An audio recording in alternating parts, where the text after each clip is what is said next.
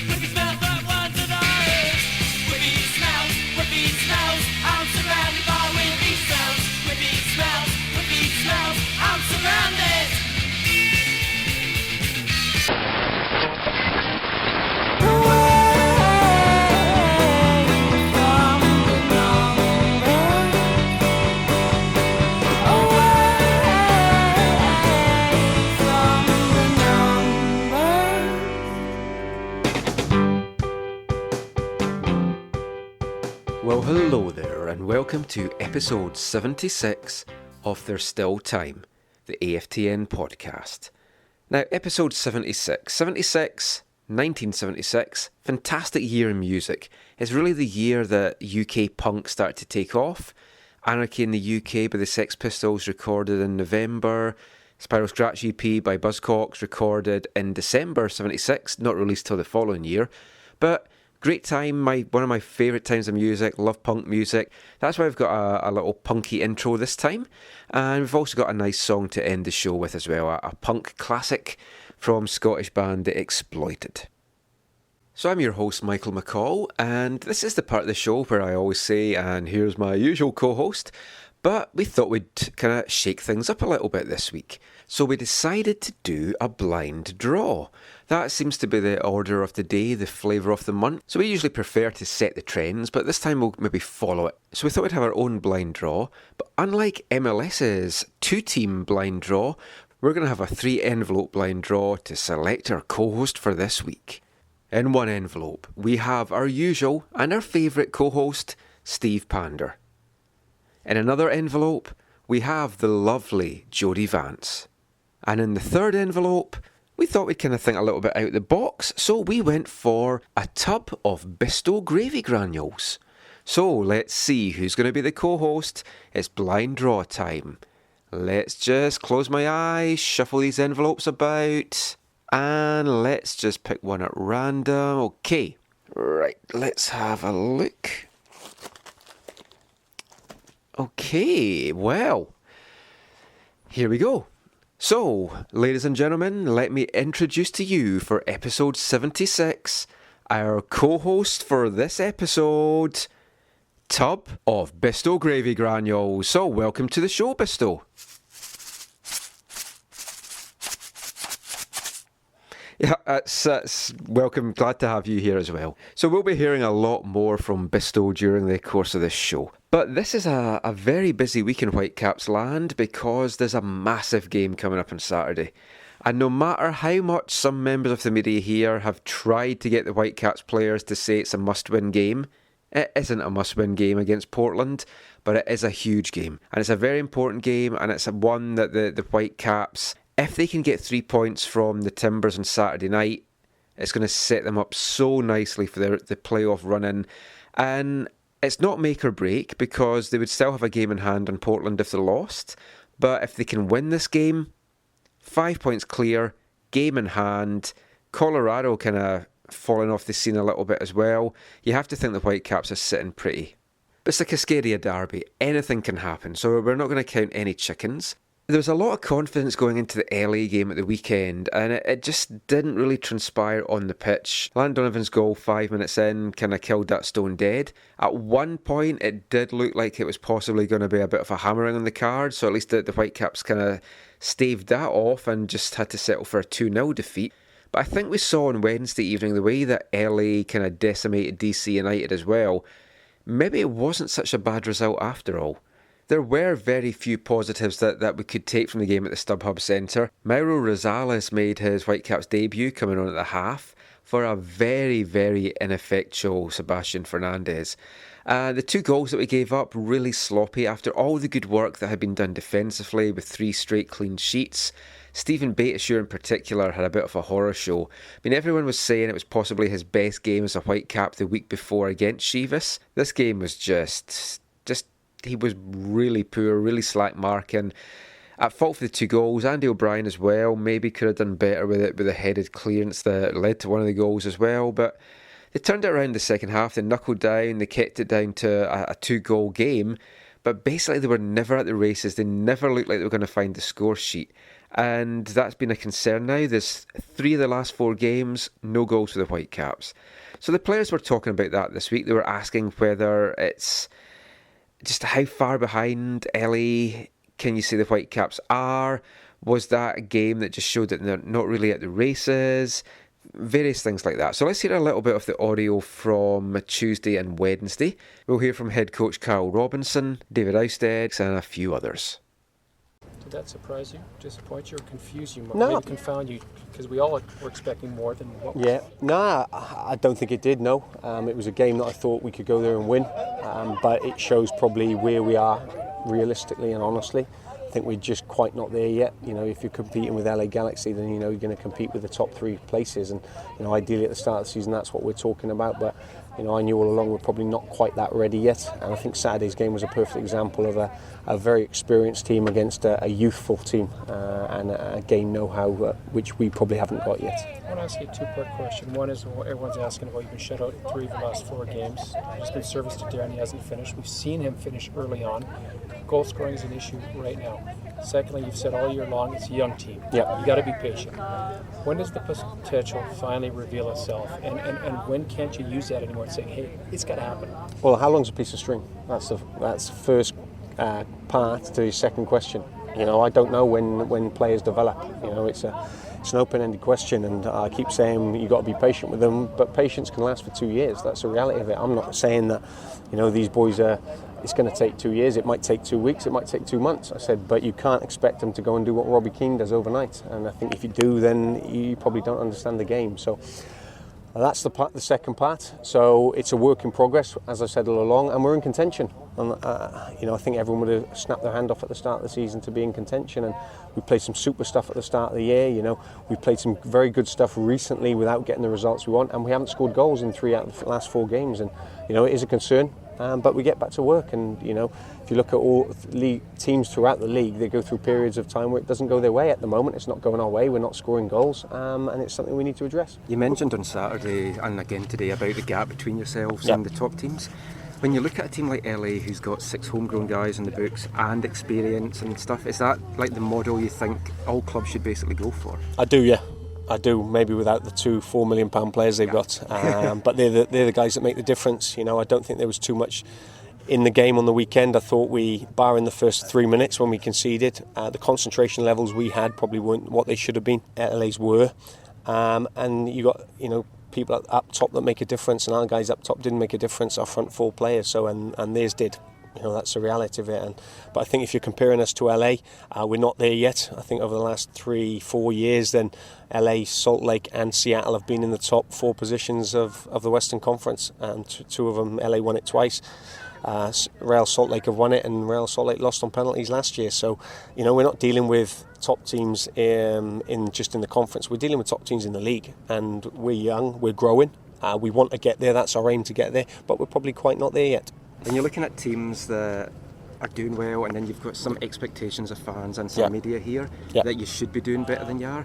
What would your message be to them about growing pains? Nah, listen, I want to win every game, but the reality of this sport is you don't win every game. So, you know, I'm working as hard as I can with the group I've got. You know, I do want to try and add and change things up a little bit, but it might take time to do that. So, but I know there's a expectancy to win. I'm able to handle that expectancy because I'd prefer to handle an expectancy of 20,000 rather than one of 3,000. You know, and that's the reality of being at a big organisation and a big club that wants and demands wins, and you know, I've got to deal with it. Carl said after the game that the team's not quite at the level of LA to be one of the top teams constantly in the West. How close do you think this team is to getting there, and what do you think needs to get done to take them to that level, that every year they're not fighting for the playoffs but the top spots? I think it's a maturity thing. We still have a young squad. Looking at the LA squad, a lot of good guys. Their starting 11 is all consisted of guys proven in the MLS and some guys who have played a lot of games. We're still a young team. We still need to mature in that matter, and we still need to work hard. And as long as the guys recognize that the hard work from Monday to Friday is what will get us there, I think we'll be okay. Where is this team at in terms of competing with some of the upper echelon clubs? I mean, I think we were all expecting more in LA. I think you guys were expecting a lot more. But what does this team have left to prove to itself the rest of the way to try to get in a playoff position and then maybe do something as opposed to just getting in? You know, I think you touched on last week's game. I think it was a good game in the aspect that it highlighted some of the things that we need to work on and some of the things that are kind of letting us down. And so we are going to touch base on those things and try to work on those for our playoff run, hopefully, you know, and getting into the playoffs, we need to be better. And that was a game that kind of helped us realize that we do. Yeah, where do you need to be better? What do you guys look at internally? Well, you look back at that game, it was a 2-0 loss. We didn't score any and we let in 2. So we need to be a little bit more organized defensively. We watched some tape today.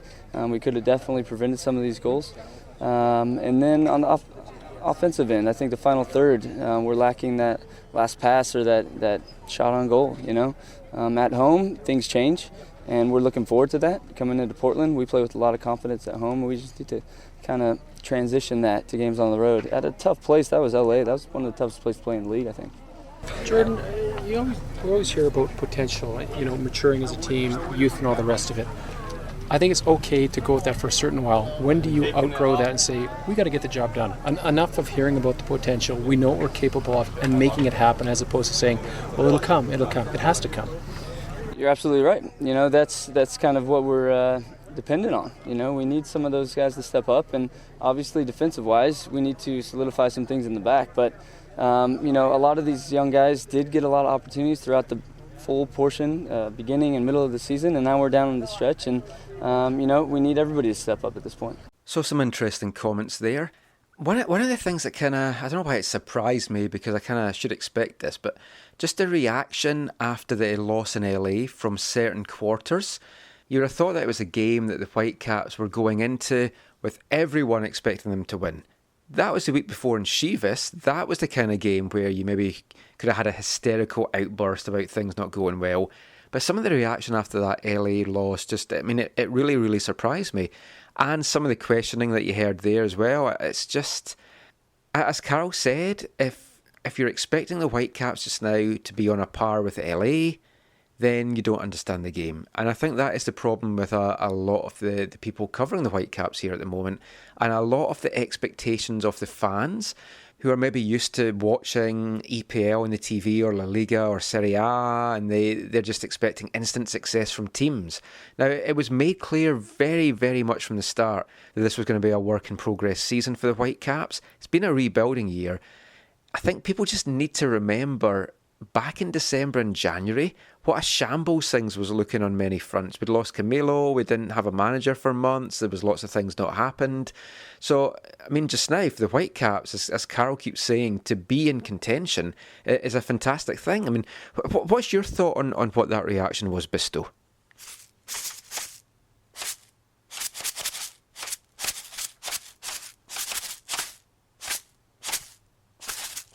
Yeah, totally. I mean, I couldn't have said that better myself. Now, one of the things which was alluded to there is the continued concern over the lack of goals. And there's no getting away from that. I mean, I've had concerns about the lack of goals going back to about April. Just where were the goals going to come from? Unexpectedly, they came from Eric Hurtado, which is something that I didn't see coming. But now they've completely dried up from Eric Hurtado, and he finds himself back on the bench. Now, people will know, long-time listeners to this podcast will know, that I've often been riding Mattocks back a lot for the last 2 years, and I still don't think he is what the Whitecaps need as a striker. But out of the 4 strikers that they have on their books just now, Mattocks is unfortunately the guy that we have to persevere with. Because yeah, he may miss 9, 10 more chances in a game, but out of all the strikers, he seems to be the only one that can actually get some finished. Kekuta Manneh in the past would be a guy that I thought could maybe have done that. But this season, Kekuta has seemed a kind of shadow of his former self.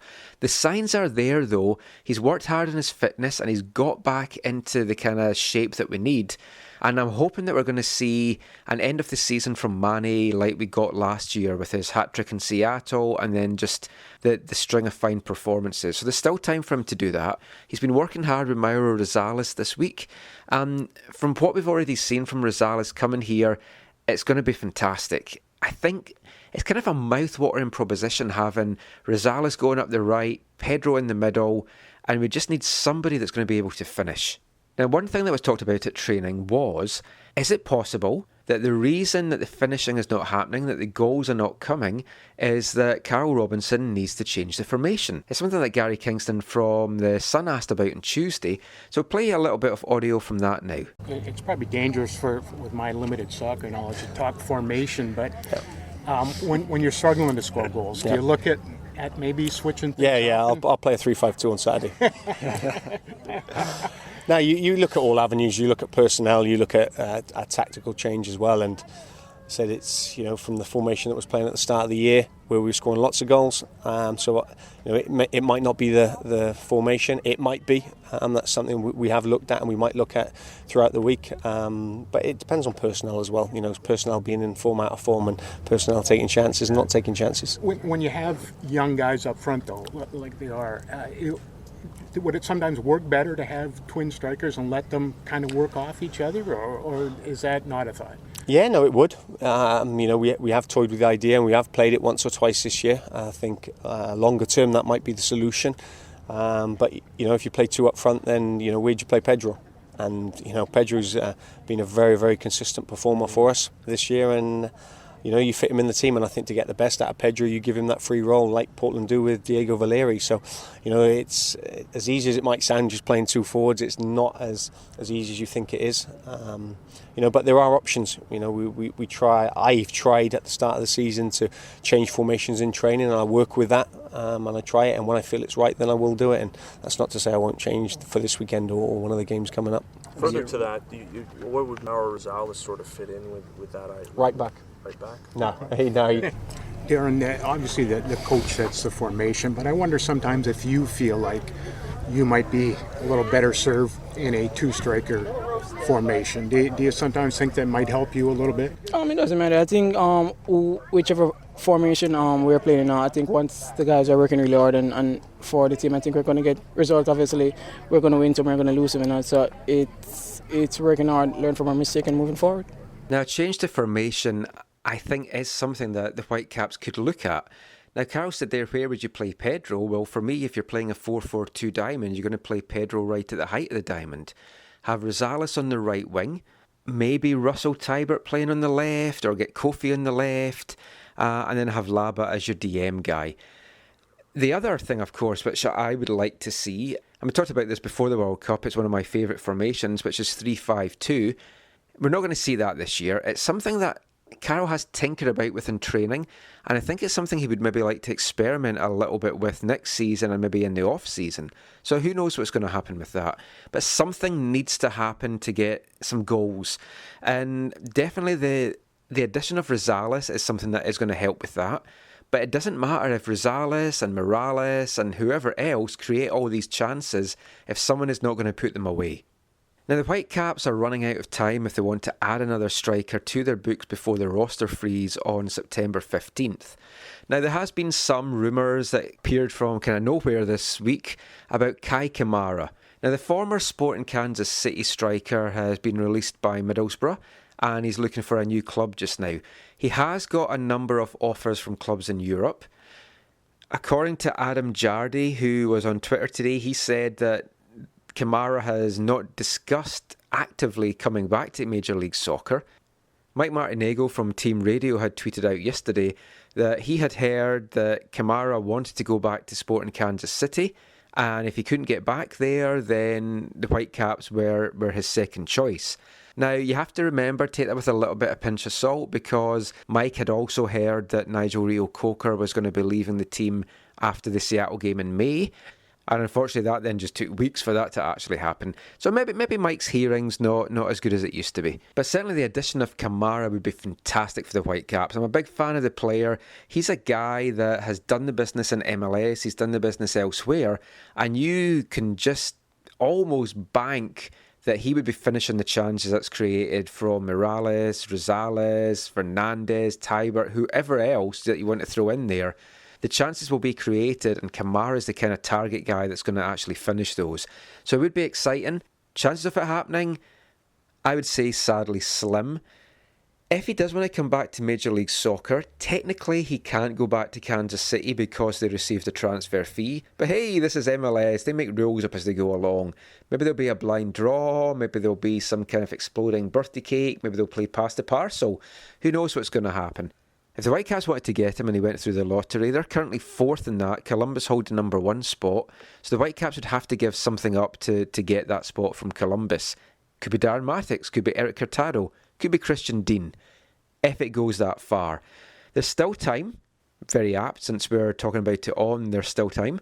But if the Whitecaps can make this happen, I would urge them just to do everything possible to try and get Kei Kamara here. With the addition of Kei Kamara and Mauro Rosales, along with the talent that's already at the Whitecaps, I think that could be the difference maker. Not just for pushing the Whitecaps into the playoffs, which there's a really good chance that they are going to do now, but actually doing something in the playoffs. These are the kind of guys that can make the difference between a team that just gets there and a team that competes. Now, to get to those playoffs, of course, one of the teams that's standing in their way is the Portland Timbers. And the Great Unwashed are coming up to BC Place on Saturday for an absolutely massive game. As it stands just now, the Whitecaps are in pole position. It's in their own hands. As we said at the start of the show, they're 2 points clear. A win on Saturday puts them 5 clear with a game in hand. Colorado are kind of dropping off all the time. It certainly looks like a shootout just now between Portland and Vancouver for that final playoff spot. If they can get it done on Saturday, I mean, it's just going to be such a boost for the team. Of course, that is a big if. The Whitecaps do seem to struggle against Portland on home soil, or should that be Little Black Pellets? But I am a little bit confident for this. I think they really can get something from this if they can convert the chances. I'm thinking it's going to be still tight. 2-1, 3-2 to the Whitecaps is what I'm thinking. Either way, I think it's going to be a fantastic game. So let's hear a little bit of audio now from training, just a bit of a build-up to the Portland game. We're going to hear from Carl Robinson, David Ousted, Kekuta Manneh, Jordan Harvey, Darren Mattocks, and I think that's all, but who knows, there might be a few other folk thrown in there as well. So here's what the team were saying about Portland coming to town. You've talked a lot about kind of big occasions this year, and players like big occasions, coaches like big occasions. The Saturday's a pretty big one, isn't it? It's a massive game for us as an organisation. It's against a rival who's competing for the playoff spot like us. So it'll be a very big game. We beat them in their own backyard early in the season, but we've got to make sure that we come with the same intensity, and we've got to bounce back because it was an okay performance on Saturday against LA, but I don't think we deserve to win. We've got to make sure on Saturday that we do deserve to win and we actually get the win. We'll play on the front foot. We'll have a go at them. I know Caleb very well. I know they'll have a go at us. So it'll be a high octane game, full of passion, tackles flying in, and some good football as well. And you know, it's important we're at home. We've got 3 big home games, but we take the first game at one at a time, and it's a massive game for us. Yeah, I was going to say, can the one game make a difference, though? Of course it does, yeah. It's the next game. So the next game makes a difference. So it's against Portland, who are competing for our spot in the playoffs. So it's a massive game at the moment. How big is Saturday? Really big. Cascadia Cup rivalry. Other than that, close in the standings and important points on the line. I look at Saturday, from the way I look at it, as make or break. You guys win, 5 points up, and maybe gain some momentum, but if you lose, then you're in trouble. I don't agree with that. There's still 9 games left after Saturday, so I'll give you that. It's an important game, but we can't afford to go in there and be tight. We can't afford to go in there and believe that this is the one that's going to put us into the playoff or not. This is another game. This is an important one. This is one we want to win. But there's 10 games left, and we need to perform for 10 games. Doesn't matter if we perform for 1 and don't do it for 9. So it's about the next 10 games. Can you afford to get by playing the way that you are, not scoring goals? Well, if you don't score goals, you don't win games. Last I checked. So no. But again, I said it before, I think we've got the quality up there. I think we need to focus on the little details. We need to put it in the back of the net, even in training here. And if we do that, we'll do that Saturday as well. So I still have a lot of confidence in the guys we have up front. Just looking at the game this weekend, obviously you got the rivalry and the playoff implications. Just, how excited are you guys to play that game? Portland, Cascadia rivalry. I mean, we're 5th in the table. I think they're like 7th. I think it's gonna be a good game. They're gonna be pumped up for the game. I think we both came off disappointing losses on the weekend, but I think come this week, I think it's gonna be a great game. And just obviously they're a team you guys know well. Just what's the key to getting a result against that team? I think home advantage for us. I think we're pretty good at home. I think we need to get back to what we've been doing against, for example, Kansas City, where we worked really hard offensively and defensively. So as professionals, these are the games you kind of look forward to, either with Portland, the rivalry, the playoff implications? Absolutely. They're a good team. And, this Cascadia rivalry is, I think, the best in the league throughout these 3 teams in the Pacific Northwest, and it's always a game you look forward to. Just knowing the implications of this game or the playoff race, does that kind of change the way you guys approach things at all? No, it's always a hard-fought game. Like you said, a rival, and it's always going to be played with the utmost intensity. So it doesn't change anything, but there is a little bit more in the back of your head with, like you said, playoff implications. Yeah, how much is added importance to it, Jordan, when you look at where you could be after this? The fact that you're playing at home, you can go on a bit of run, maybe get some separation, solidify a spot. I mean, I know there's the Cascadia Cup rivalry, but when you look at the big picture, it's a pretty big picture. Absolutely. We want to win that Cascadia Cup first. With this game, that rivalry is huge. But, at the end of the day, you want to make the playoffs. And separating yourselves from teams like Portland or Colorado are huge. And this is a chance to do that. Touched on it there, but obviously Portland's a team you know well. What's the key to kind of getting a result against that team? We're at home. I think it's a lot of focus on us. We need to come in with a lot of confidence. We're happy to be back at home after 2 weeks away in LA. And, I think guys are upbeat right now, despite, a tough loss last week. And we're looking forward to this Portland game. Do you, this time of year, all year you think about playoffs, but is it getting to the time of year where you put extra thought into like how important, like with this match, you can put a little room between you and Portland, or Portland could also leapfrog over you into that final playoff spot? Well, it's difficult. Everybody's fighting for the playoff spot, but I think we're not going to change anything. I feel like our preparation has been the same ever since, and just coach said we're not going to change anything, and we've been doing everything right, and it's just we've been unlucky with some of the results that we had, but it's just going to be the same. Prepare for how we've been preparing, and just get to the game in Portland.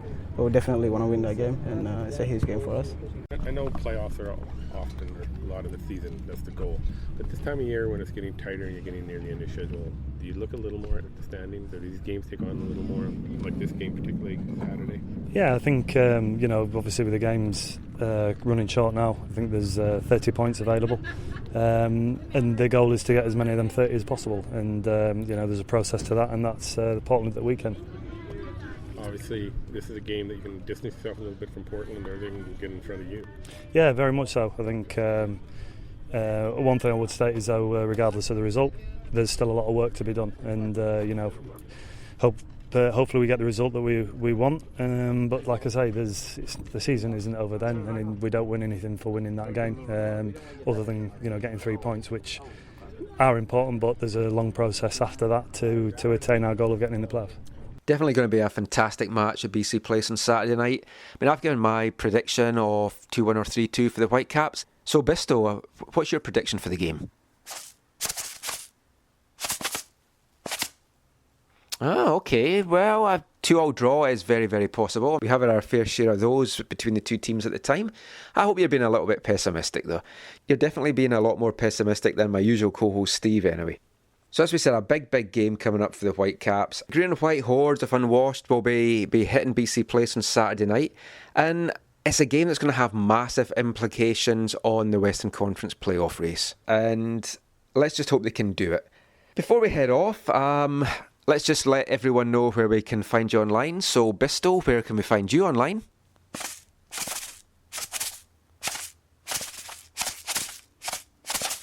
Okay, definitely make sure to check him out because he's got a lot more insightful comments like that online as well. I'm Michael McCall. You can find me online on Twitter at AFTN Canada. You can read all my stuff, AFTN, on Canadian Soccer News, and you can get there, aftn.ca, canadiansoccernews.com. I'm also the beat reporter for the Whitecaps for MLSsoccer.com, so watch out for all my stuff in that. So Cascadia Cup games are always magical. This Saturday's game between the Timbers and the Whitecaps is going to be no different. We're certainly looking forward to it. It's, I think, the game I've looked forward to most so far this season. I think it's going to be a cracker. I think it's going to be entertaining. I think it's going to be one for the neutrals. Could be a little bit nerve-wracking and edge-of-the-seat stuff as well if you're a Whitecaps fan. So until next time, thanks for listening. Mon the Caps. And let's play it out with a little bit of Scottish punk from The Exploited. I think they have a very good message for everyone at the Whitecaps, all the players, as to what they need to do against the Timbers on Saturday. Bye, everyone.